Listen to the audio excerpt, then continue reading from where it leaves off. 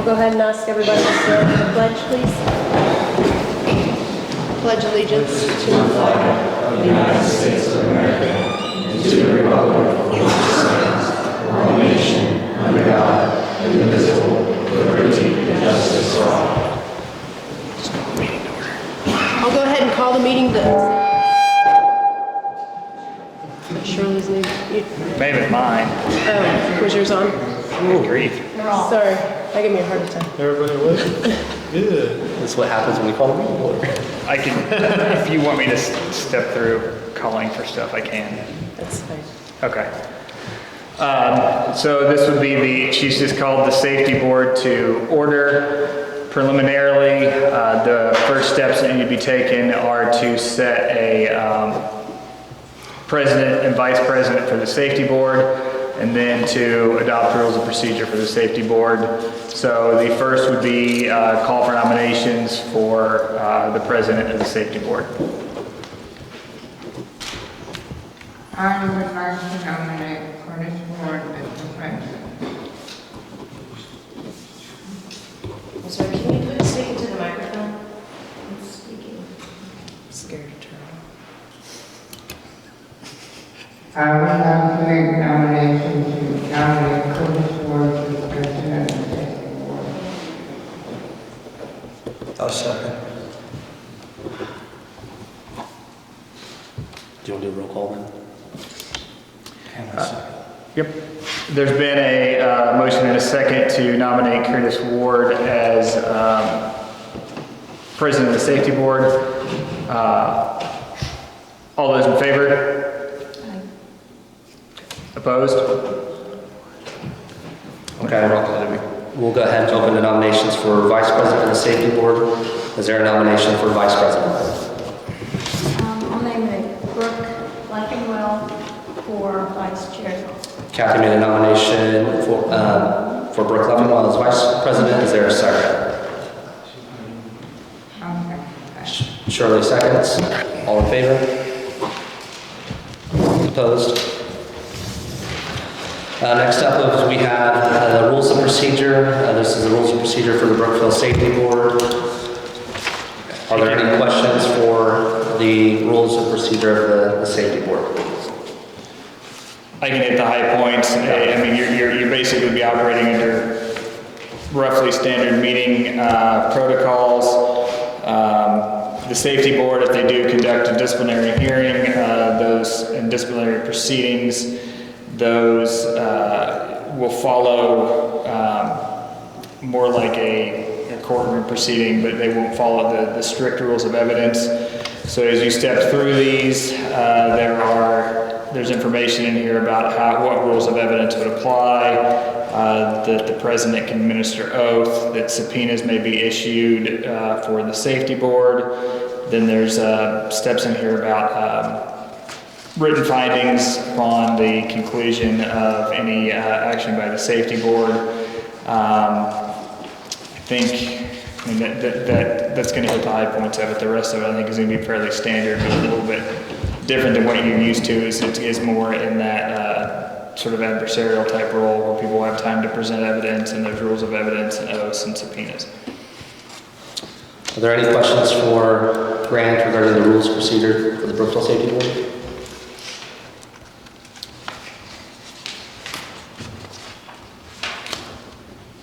Is there a motion regarding the rules of procedure? I'll make a motion to accept the rules of procedure for the safety board. Kathy made a motion to accept and adopt the rules of procedure. Is there a second? I'll second. Shirley seconds. All in favor? Opposed? Motion carried. Grant, I believe that concludes the general portion of the Brookville Safety Board. At this point in time, I'd like to turn it over to Attorney Tony Saunders to introduce the topic. Do we need to administer an oath to the board members? Oh, thank you for reminding us that. So, yes, we do need to administer an oath before going forward. Technically, the folks that acted already, I don't think they need an oath since they are already town board members, but might as well. And then you have appointed 2 alternates. So we probably should we can go ahead and have them sworn on as well so that they're ready when they need to stand in. So Gina, if you want to administer the oath. to each one individually or as? Just collectively is fine. Okay. Just stand and raise your right hand. Okay, repeat after me. I state your name. I, Do solemnly swear or affirm do solemnly swear or affirm that I will support the Constitution of the United States of America, that I will support the Constitution of the United States of America, the Constitution of the State of Indiana, the Constitution of the State of Indiana, and the laws of the United States and the laws of the United States and the State of Indiana, and the State of Indiana, and that I will faithfully execute the duties and that I will faithfully execute the duties of my office of my office as a member of the Safety Board of Brookville, Indiana. as a member of the Safety Board of Brookville, Indiana. So after the meeting, if everybody can come by and Gina can get signatures so we can get a signed copy of the oath, and then the alternates there are certificates of appointment. Chuck, you were going to make a statement first. Yeah, me possibly having a future conflict of interest, I shall recuse myself right now at this moment. So at this point, first alternate Aaron Luffy will step in to take Chuck's place in the proceedings. Mr. Saunders? Okay, so as we're all aware, the Special Prosecutor investigating allegations of misconduct within the Brookville Police Department chose not to pursue criminal charges. However, during that process, some things were learned that, or shared, that need a fuller and more, let's call it an investigation on a civil basis as opposed to a criminal basis where evidentiary standards are different, and that could reflect poorly on the police department if they turn out to be true. It appears as though we need to do an investigation to make that determination. And I believe under the rules of procedure, it's my job as the special counsel in the situation to so investigate that. So what I'm going to ask for today is permission to begin an investigation, and then to set some dates. It keeps me moving and it keeps the process moving, because right now there are 2 suspended officers who, if the record indicates and the evidence indicates that they've done nothing wrong, need to get back to work due to the nature of the allegations. We need to find out if that's appropriate at this time. With the board's permission, I will now say who I want to issue subpoenas to produce records, and where I want to go with this investigation over the next 2 weeks. Is that okay with the board? Okay. So at this time, I'm going to ask that the board set 4 dates. The first date being November 22nd at 6 p.m. for I'm sorry, did I say 7? 7 p.m. for an executive session wherein I will reveal my findings to date to the board for them to think about. Then on 11/29 at 7, for me to make my findings public in a meeting, and the board to vote on whether to proceed with discipline against whoever my investigation finds may or may not have committed misconduct worthy of discipline. Obviously, at that meeting, I will reveal my findings, and then the board would have to decide whether to proceed with discipline at that point. Then what I would like to do is set the disciplinary hearings for December 15th to commence at 6 p.m. since there will be possibly multiple hearings. And then as a fail-safe date, in case somebody needs a continuance of December 29th at the same time. So if we could set those dates now by vote, that would help considerably. So the dates have been presented. Is there a motion to approve the dates as presented? Make a motion to approve the said dates. Kathy made a motion to approve the dates and times. Is there a second? I'll second. Aaron seconds. All in favor? Opposed? dates and times you said is presented. Okay. So at this time, I would request permission from the board to subpoena Ryan Geiser, Terry Mitchum, Tim Denby of the Indiana State Police, the Special Prosecutor, the Franklin County Prosecutor, Officer Forsey, Drew Cummins, all training documents from the training center in Indianapolis, Amy Mitchum, Brian Bischoff, Angie Combs, Booney McQueen, Doug Ralph, Mike Biltz, Daryl Fashpoler, Ryan Wendell, Jeremy Noah, Mike Strait, Bridget Hayes.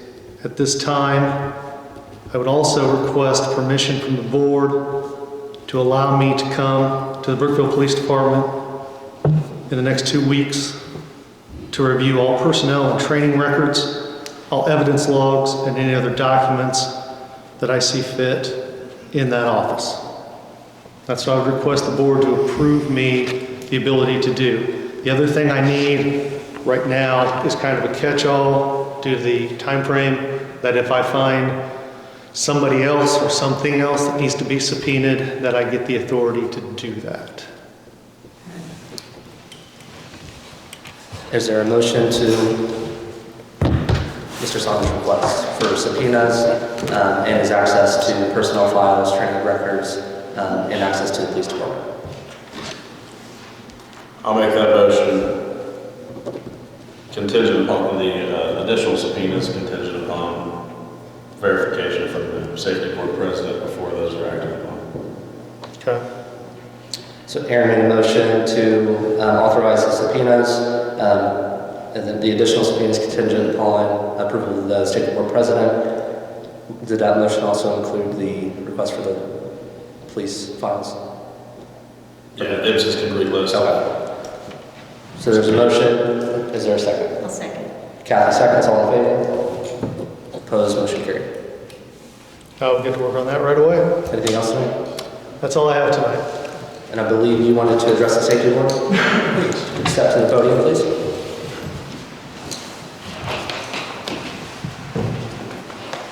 Good evening, ladies and gentlemen. Turn the mic on.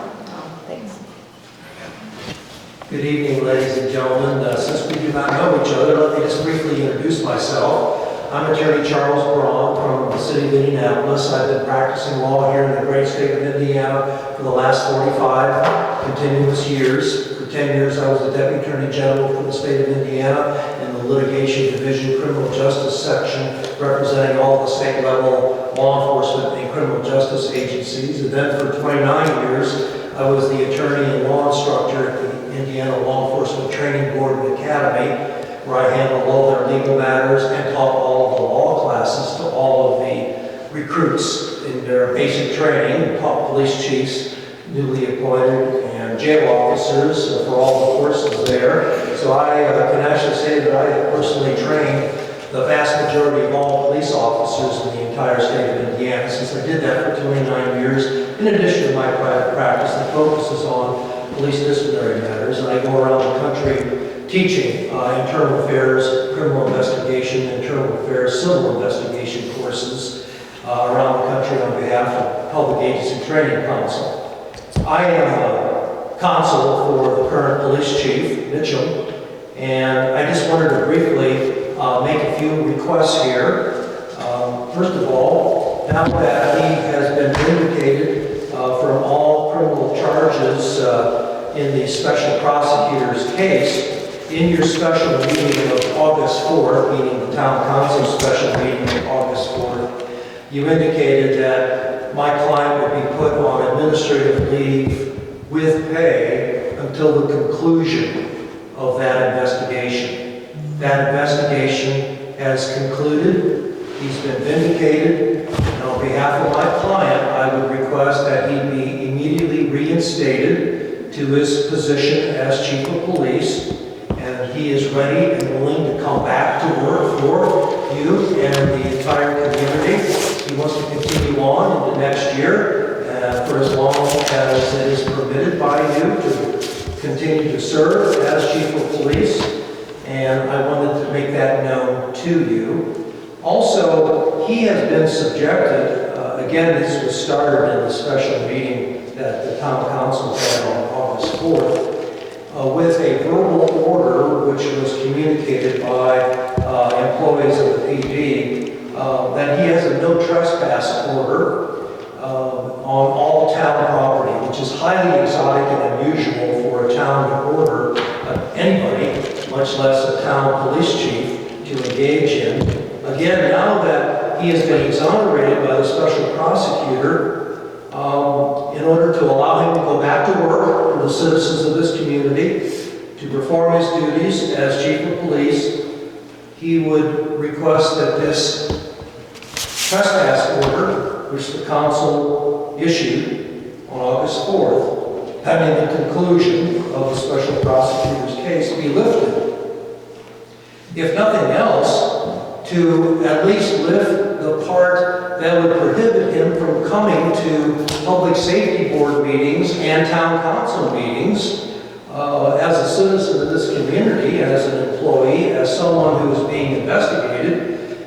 I think he has a right to be present at any public meeting, not executive sessions, of course, but any public meeting of this public safety board and of the town council.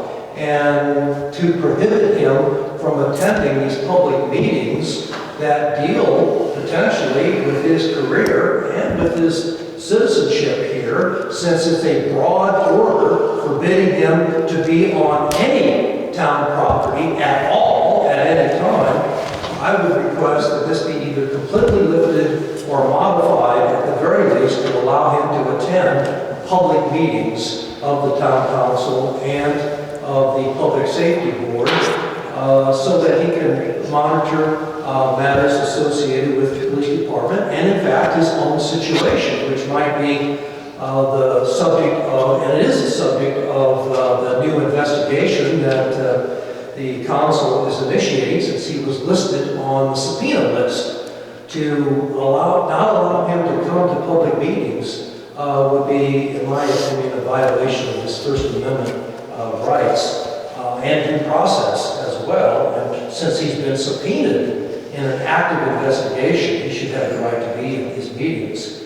Also, another reason why I would request that there be at least a modification of the trespass order. We're coming close to the end of the year, ladies and gentlemen, and every police officer, as you well know, has mandatory continuing education requirements.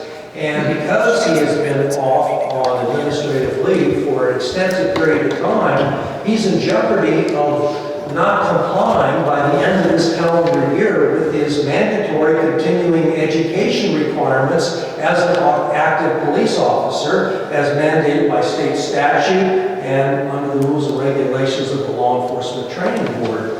And again, if you're not wanting to lift it entirely, I would ask that he be permitted to participate at the PD in getting like firearms training that's required, to have that done so that he doesn't lose his license to be an active police officer. If he doesn't get it in by the end of the calendar year, potentially the argument is that he is no longer an active police officer. And he should be permitted to use the resources of the PD, at the very least, for the limited sources of getting his mandatory continuing education hours in. Certainly, that would be something that is very important, not only to his current position, but to his entire career as a police officer. And certainly, I want to assure you that I stand ready and willing to cooperate in any investigation that the safety board might have here. If any issues or matters that might come up, feel free to contact me as his attorney at any time that you would like to do that, because my client wants to go back to work, wants to serve the citizens, and we're going to fully cooperate with all of your needs. Thank you very much. Okay. If I could just have a moment to respond. One, if you can give me just a minute. The no the trespass order was designed to keep him out of non-public areas of town property, was my understanding of what we did. It wasn't to keep him off, like out of these meetings or not be able to go to some function of the town. That wasn't the intent. It looks like the meeting minutes indicate that it was a general no trespass order. That was not the intent. So that was not, that wasn't the way it was supposed to be. So from my standpoint, he can go to public areas of the town property. I mean, he can be here if he wants to be. He can go, but we just don't want him having access to sensitive materials in the police department while he is not, or while he is on leave. So that was what that was. As far as the firearms training goes, my recommendation would be that if he wants to do that, can he do that after the 1st of December and have that work? Can he fit that in? As long as he would have access to the appropriate firearms range and instructional material and all of that to get his continuing education hours, that would be entirely appropriate. And I reviewed the April 4th special meeting where there was a no trespass order. It was general, like you said, and there were no exceptions.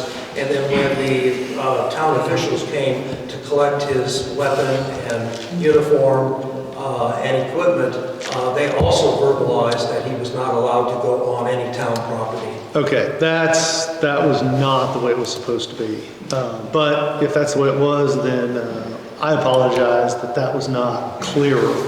But no, the idea is areas that the general public's not allowed. And as far as, so he would be okay with December 1st completing his firearms tests after that? Yes, sir. Okay. And any other testing requirements. He's not had access to his training files for a while, so he doesn't know for sure what he's short on, but whatever it is, he wants to complete it. And he was thinking the firearms was one of the subjects. Okay, so he should be able, I would make the recommendation that the board clarify the terms of the no trespass order, and then allow him after December 1st to have access to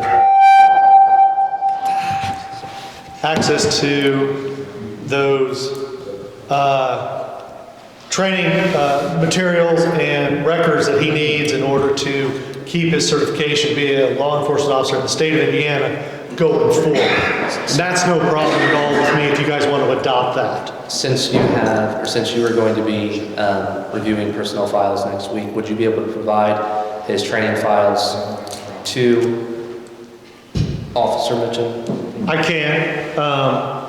The only thing is I'll tell you what, I'll do that. I'll provide the training records to you, then you can tell me what he needs to do, and I'll make sure that happens. Does that work? In regards to his certification, I know that the county sheriff department has several qualifications. Firearm qualifications. I think it would be appropriate in this particular matter that any certifications or training exercises be conducted under the supervision of the county sheriff's department and not his former subjects. Well, we need to extend it to Geiser as well. Agreed. Yeah, we need to extend it to the 2 officers. We don't want them to lose any kind of certification that would allow them to explore options elsewhere if they so choose during this time. Right. I don't think we should limit it to the sheriff's department. I mean, they just need to find the training somewhere else other than the Brookville PD. That would be your motion. I just think that he should be allowed to do that wherever and under whatever reasonable circumstances you guys think. Who's going to pay for the training? Who always pays for the training? Then they would. Yeah. So it's very important to understand that the leave they're on is paid. They're still getting benefits. They're still getting whatever they need from the town. They're just not allowed to execute their duties. The goal is not to keep them from being police officers in general is just to not allow them to do things in town under the color of the town's badge, I guess. Yes. Yes, so if they completed their training at the sheriff's department, we subpoenaed some people that work at the sheriff's department. Yes. So I would assume that you would need to make sure that those people were not the people that were training, correct? Yeah, there's one officer on the list that's on. I don't see a conflict there because training, firearm training is, did you hit the target or not? There's really I just no, wanted to make sure if there Yeah. was a conflict there if we were doing an investigation. there's no discretion. Okay. I mean, there's no discretion as whether they passed or not. No, there's no discretion on my end. Got it. My name's Fred Neely. I'm retired from the Brookville Police Department. I retired after 24 years of service. I've been responsible for the police department's training for the last 15 years. I was the only firearms instructor. I'm still certified through the Indiana Law Enforcement Academy as a firearms instructor. I would be willing to put a class on and take the two officers and get them qualified, as well as any other mandated topics they're going to need. Defensive driving, there's probably several training classes that were held over the summer that they missed out on, that they weren't able to get their 24 hours plus 16 hours of mandated instruction. And in the next 2 weeks, I'll be able to determine exactly what kind of training they need, and I'll get with Mr. Mitchum's counsel. He'll coordinate that, and then we'll figure out what kind of training, because we'll have that meeting on the 29th, and we can decide what circumstances would apply then. But I appreciate your offer. Okay, so and then go ahead and make that motion, and I have some comments afterward. So you're looking for the motion to The motion would be update to clarify the no trespass to be no non-public. Do we have that ability? What? Does this board have the ability to deem someone not allowed to trespass on? The board can do that. Make a recommendation to the council, and council would act on that? No, the safety board handles matters of discipline, and this would fall now under the town's authority because the trespass order was considered a matter of discipline and a direct order to where if it was disobeyed, that would be grounds for termination. So the goal, it was not necessarily criminal no trespass order. There was no intent to make it a criminal act, but it was to say, hey, you don't follow the rules, you'll be fired. I remember that discussion clearly. But this board now, having assumed that role of discipline in policy, seeing as how that's a policy and a possible disciplinary issue, this board would have the ability to modify that or clarify that. And really all we're doing here would be clarify it. So I'm asking for a motion to clarify the no trespass order to be only non-public areas of town property and to allow the chief to complete all certifications at town expense to maintain his ability to be a law enforcement officer in the state of Indiana, and for me to forward that in his training records and those of Ryan Geiser to council so that they know what needs to be done. outside of the town of Brookville's facilities. Mm-hmm. Yes. Is there a motion to? I'll make that motion. Aaron made a motion. Is there a second? Kathy seconds. All in favor? Opposed? Motion carried. So I think one of the things that we need to be clear on is that the special prosecutor's decision not to charge is a different standard than the safety board. The criminal standard, the standard a prosecutor has to and should apply, is not only can I make the charge, but can I get a conviction? And there were some issues with the way some things were done in that process that made a criminal conviction of either officer very unlikely. But just because under a criminal standard, no wrongdoing was found. There are other issues that police officers' conduct is held to under the statute that may or may not rise to a level of discipline. They are still clothed in a presumption of innocence. However, based upon some statements that were made to myself and to board members during the investigation, and to some witnesses who I have requested permission to subpoena and will be subpoenaing, there are some issues that need to be more fully investigated that, while not rising to the level of criminal acts, could rise to the level of basis for discipline. So they still are presumed innocent, both of them, but we do have to determine if anything is wrong at the Brookville Police Department that requires reformation of that department or possibly change of personnel. And that's what I'll be doing, is I will be investigating those things to make sure that everybody is treated fairly. I can tell you, I live an hour and 15 minutes away. I couldn't pick the chief out of a lineup. I wouldn't know him if he walked up to me and punched me in the face, okay? The bottom line is, I'm completely impartial. I have no axe to grind. I will go where the facts lead me, and that's where we'll be. There's no conflict with me and this town or the police force. This is the most time I've spent in Brookville in my life. So before this, I just drove through town going to Cincinnati. Yeah. Did you review the investigative report submitted to the special, like, did you get a copy of the investigative report to review? No, I haven't, because the special prosecutor is refusing to give it to anybody because he apparently has taken just a wee bit of heat for his decision not to charge. But it's one of those things I tell people, just because there's different criminal standards versus civil standards versus administrative standards. And the criminal standard is, of course, the highest standard there is. You have to, as a prosecutor, think that you can make your case beyond reasonable doubt and that all of the evidence that you're basing your decision on is impeccable. And apparently there were some issues with some of the evidence that the special prosecutor had. Who brought to light the issues to you?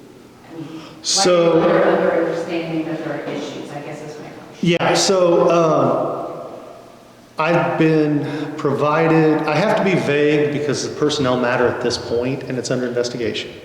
But certain matters have been brought to my attention by the state police detective and by 2 or 3 other persons regarding these officers and their conduct as officers that I want to look at. It may be false.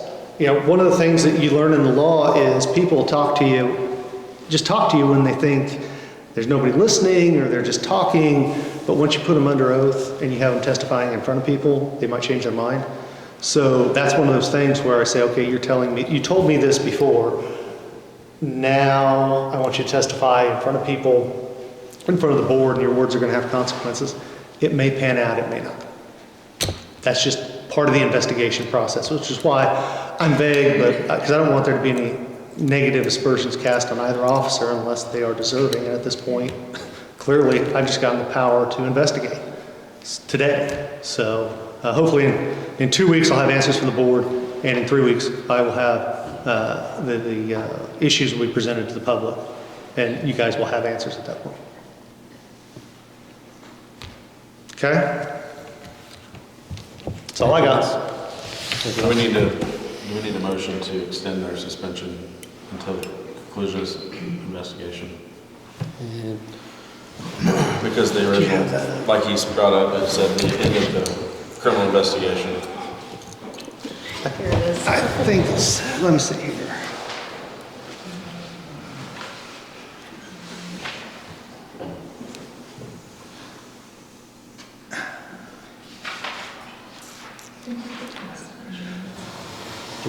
So, yeah,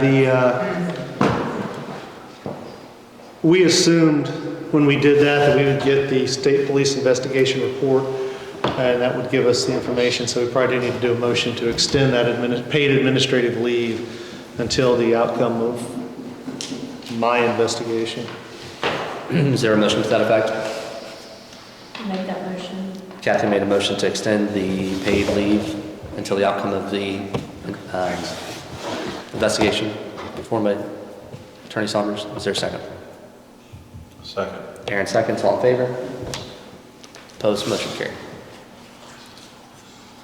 Anything else from the safety board tonight?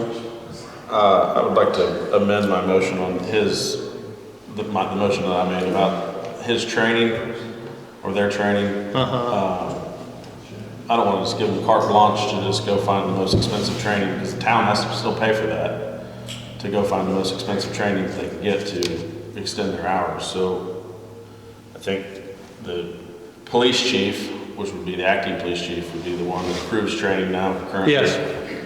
Per policy now, right? So I think that whatever training that they're seeking needs to have the approval of the acting police chief. Just make that motion. So that is a motion. Okay. So Aaron made a motion to amend the previous motion to reflect interim chief having the ability to authorize those trainings. Is there a second? Second. Kathy seconds. All in favor? Opposed? Motion carried. Anything else? Not for me. Anything else? Motion to adjourn? Don't forget to sign documents. Motion to adjourn. Aaron made a motion to adjourn. Is there a second? Second. Kathy seconds. All in favor? Opposed? Motion carried. Thank you.